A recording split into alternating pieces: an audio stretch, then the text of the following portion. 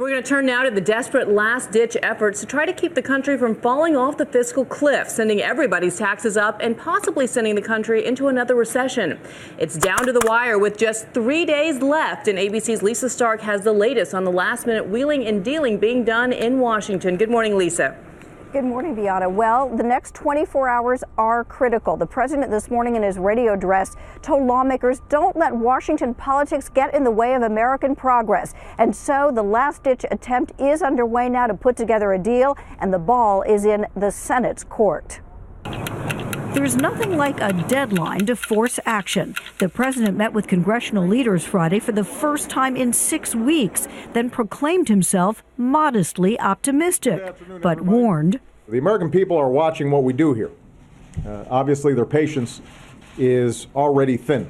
With the clock running out, here's the game plan. The Democratic and Republican leaders in the Senate will spend today trying to hash out a bipartisan agreement. I'm hopeful and optimistic. But if there is no deal, the president wants an up or down vote on measures he thinks can pass, extending tax cuts for those making $250,000 or less, and continuing unemployment benefits for the millions who will lose them when the new year strikes. That's the bare minimum that we should be able to get done. It's clear whatever happens, there is no time now for a grand bargain on the even tougher issues, cutting spending and raising the debt ceiling. We're going to end up with a small, kick the can, down the road bill that creates another fiscal cliff to deal with this fiscal cliff. How irresponsible is that? And as Washington fiddles, the stock market burns, dropping for the fifth straight day. Under all this uncertainty, Americans are burning up too. This is America, and they should be working for the American people. The parties are just trying to outdo each other. Can't believe that we've even gotten this close. Sit down, get in a room, and don't come out of that room until you've got this thing taken care of.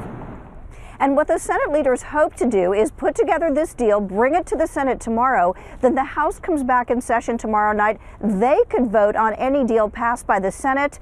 But Bianna, no one is holding their breath here in Washington. No one is indeed. All right, well, for more on the big White House meeting and what could happen next, we want to bring in John Avlon. He's a senior political columnist at the Daily Beast. He's been a very busy man covering all of this. How do you see this playing out over the next few days? I mean, look, we're 3 days out. The good news is nothing focuses the mind like the prospect of being hanged. And people in Washington realize that they are just days away from possibly putting this country back in recession. Today, Bianna, is the key day. Saturday, today, the senators are meeting. They're going to try to come up with a bipartisan bill that could pass the House. If it doesn't work, the president's got a fallback plan. Just to say on Monday, New Year's Eve, vote on a plan that would keep taxes low for the middle class and extend unemployment benefits. But that is a distant second choice. Right now, everyone's got to be hoping that this working weekend will finally produce some results out of Washington. Well, you've been watching Washington for a long time. Are there any grown-ups in the House? Do you have any optimism that these guys can come to some sort of agreement here? Well, look, we saw it last week that, Speaker Boehner doesn't even control the far right of his own caucus. The problem is the polarization of the two parties has made it much more difficult to come together to get a deal. Even, and this is the real reality check here, folks, 98% is agreed upon.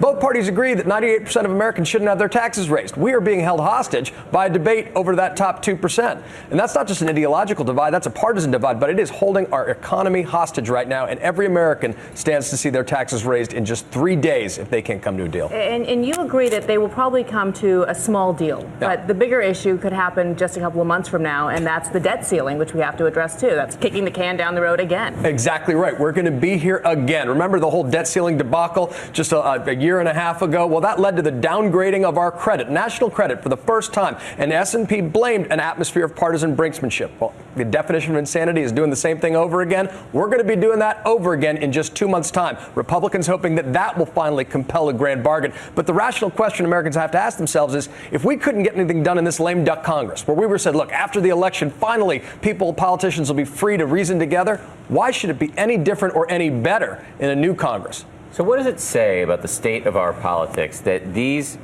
elected officials manufactured a crisis and can't get themselves out of the box that they constructed. What does it say? It says that we don't have just an ideological divide. We have a crisis of self-government right now. Just to be real clear about it, because this is a time bomb that Congress set. You know, nobody wants the sequestration cuts, but that was the stick they put to their own head as a way of compelling a deal to get done, and a deal doesn't get done. We're not even aiming for that kind of grand bargain that's necessary ultimately to reduce long-term deficits and debt. We weren't that far from a deal 2 weeks ago.